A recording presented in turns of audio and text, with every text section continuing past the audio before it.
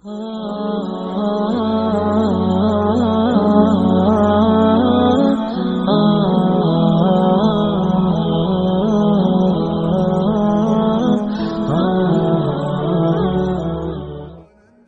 فضیل بن ایاز بہت بڑے بزرگ گزرے. جوانی کا زمانہ تھا تو ایک خاتون سے آشنائی ہو گئی، محبت کا ربط قائم ہو گیا. تو ظاہرہ جوانی مستانی ہوتی ہے اور جنون کا ایک شعبہ کہا گیا ہے جوانی کو، اور پھر دل میں اس طرح کے رجحان پیدا ہو جائیں تو پھر وہ جنون کئی گنا بڑھ جاتا ہے. تو اس کے ساتھ وقت طے کیا اور اس کے ملنے کے لیے بے تابی کے ساتھ ان گھڑیوں کا، ان لمحوں کا انتظار کرنے لگے. خیر جب وہ وقت آیا تو اس کے گھر کی طرف چلے اور اس کے گھر کی دیوار پھلانگنے لگے تھے کہ ساتھ والے مکان سے کسی قاری قرآن کی تلاوت کی آواز کانوں میں پڑی. اور وہ پڑھ کیا رہا تھا، الم یان للذین آمنوا ان تخشع قلوبهم لذکر اللہ وما نزل من الحق. کیا اہل ایمان پہ وہ وقت نہیں آیا کہ ان کے دل اللہ کے ذکر اور اللہ کی یاد، اس کی محبت میں تڑپ اٹھیں اور وہ خوف خدا میں مبتلا ہو، اور جو نازل ہوا قرآن، اس قرآن کی محبت میں اس کے دل میں خشیت پیدا ہو. بس یہ کانوں میں پڑنے کی دیر تھی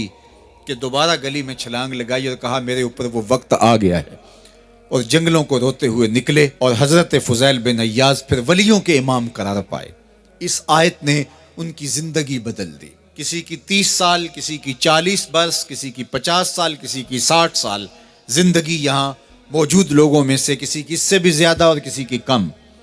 اس آیت کریمہ کو ذرا اپنے اوپر وارد کریں تو اللہ ہمیں نصیب کر دے کہ ہمارے دل تیرے خوف سے کانپ اٹھے اور تیری خشیت سے ہمارے دل لرز اٹھیں، اور قرآن کے ساتھ ہمارا ربط مضبوط اور مستحکم ہو جائے، اور ہم یہ اقرار کرتے ہوئے تیرے حضور حاضر ہو جائیں، مالک وہ وقت آ گیا ہے کہ ہمارے دل تیری یاد سے، تیری محبت سے، تیرے پیار سے مالا مال ہو گئے، اور اپنی باقی زندگی ہم تیرے پیار میں، تیری محبت میں اور تیری یاد میں بسر کریں گے. حدیث پاک میں آتا ہے کہ اگر کوئی شخص اللہ کے خوف سے رویا اور اللہ کے خوف سے رونے کی وجہ سے اس کی پلکوں کے بالوں میں سے ایک بال کی جڑ گیلی ہو گئی تو قیامت کے دن وہ بال کھڑا ہو جائے گا، اللہ یا تو مجھے نکال لے یا اسے جنت عطا فرما دے. تو اللہ جل شانہ اس بال کو تو آنکھ سے نہیں نوچے گا، بلکہ اس شخص کو اللہ جنت عطا فرما دے گا. اللہ اکبر. گناہگار کی آنکھ کا پانی اللہ کے غصے کی آگ کو ٹھنڈا کر دیتا ہے. اس لیے ہمیں رونے کا کہا گیا، فَلْيَضْحَكُوا قَلِيلًا وَلْيَبْكُوا كَثِيرًا. اللہ اکبر. ارشاد فرمایا کہ تھوڑا ہنسا کرو، زیادہ رویا کرو. صحابہ کو ہنستے ہوئے دیکھا تو آقا کریم علیہ السلام نے فرمایا کہ تمہارے تک اللہ کی امان نہیں پہنچی اور تم ہنس رہے ہو. عرض کی حضور اس کا کفارہ؟ تو فرمایا اس کا کفارہ یہ ہے کہ جتنا ہنسے ہو اتنا ہی تمہیں رونا پڑے گا. میں اور آپ ذرا اپنی زندگی پر غور و تدبر کریں. ہماری زندگی میں ہنسنا زیادہ ہے یا رونا زیادہ ہے؟ سویر سے لے کر شام تک کہے زیادہ ہیں، ٹھٹھے زیادہ ہیں، مذاق زیادہ ہیں، لطیفے زیادہ ہیں، یا عبرتیں زیادہ ہیں؟ تفکر زیادہ ہے، تدبر زیادہ ہے، سوچ بچار زیادہ ہے، یاد الہی میں تڑپنا زیادہ ہے، آنکھوں سے یاد خدا میں بہنے والے آنسو زیادہ ہیں، یا غفلت سے پھوٹتے ہوئے کہے زیادہ ہیں؟ مجھے اور آپ کو اپنی زندگی کا ضرور محاسبہ کرنا چاہیے. ٹھٹھوں سے، مذاق سے ہماری مجلسیں بھرپور ہوتی ہیں. ہم دن میں جتنا ہنستے ہیں کیا اس کا 10واں حصہ بھی ہم تنہائی میں بیٹھ کے اللہ کی یاد میں روتے ہیں؟ اگر ایسا ہے تو مبارک ہو، اور اگر ایسا نہیں ہے تو اللہ سے آنسو مانگو، اللہ سے درد مانگو، اس کی یاد میں رونا مانگو، اس کے ذکر میں تڑپنا مانگو، اس کی محبت میں بے تابیاں مانگو، آنسو مانگو، سسکیاں مانگو. تڑپنے پھڑکنے کی توفیق دے، دل مرتضیٰ سوز صدیق دے.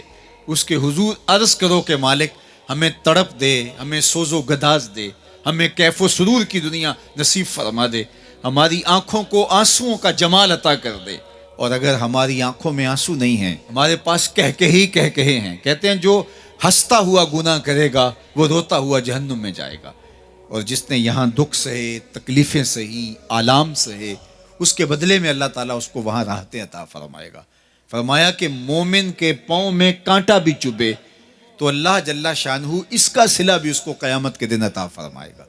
تو یہ جو تفکرات ہیں، یہ جو دکھ آتے ہیں، یہ جو تکلیفیں آتی ہیں، مصائب آتے ہیں، مشکلات آتی ہیں، اذیتیں ہمیں پہنچتی ہیں، تو اس پر صبر کرنا چاہیے اور اللہ کا شکر ادا کرنا چاہیے کہ ہم ان مصائب سے گزر رہے ہیں، ان مشکلوں سے گزر رہے ہیں۔ اور اگر کسی شخص کی زندگی میں دکھ ہے ہی نہیں، سکھ ہی سکھ ہیں، تو پھر وہ سمجھے کہ وہ فتنے میں مبتلا ہے۔ اس لیے زندگی کے اندر یہ آنے والی تکلیفیں، زندگی میں ملنے والے دکھ، اذیتیں، یہ اللہ تعالیٰ کی طرف سے ہمارے اوپر ایک انعام ہے، اور اللہ تعالیٰ جل شانہ اس کے بدلے میں ہمیں آخرت میں صلہ عطا فرمانے والا ہے۔ تو فرمایا رجل ذکر اللہ خالیا ففاضت عیناہ، وہ شخص جس نے تنہائی میں بیٹھ کے اللہ کا ذکر کیا، اللہ کو یاد کیا، اور پھر کیا ہوا؟ فرمایا اس کی آنکھوں سے آنسو ٹپکنے لگے۔ تو میرے اور آپ کے آقا و مولا نے فرمایا قیامت کے دن جب کوئی سایہ نہیں ہوگا، یاد الہی میں رونے والے کو اللہ اپنے عرش کا ٹھنڈا سایہ عطا فرما دے گا۔ تو یہ رونا بہت بڑی دولت ہے، یہ بہت بڑی سعادت ہے۔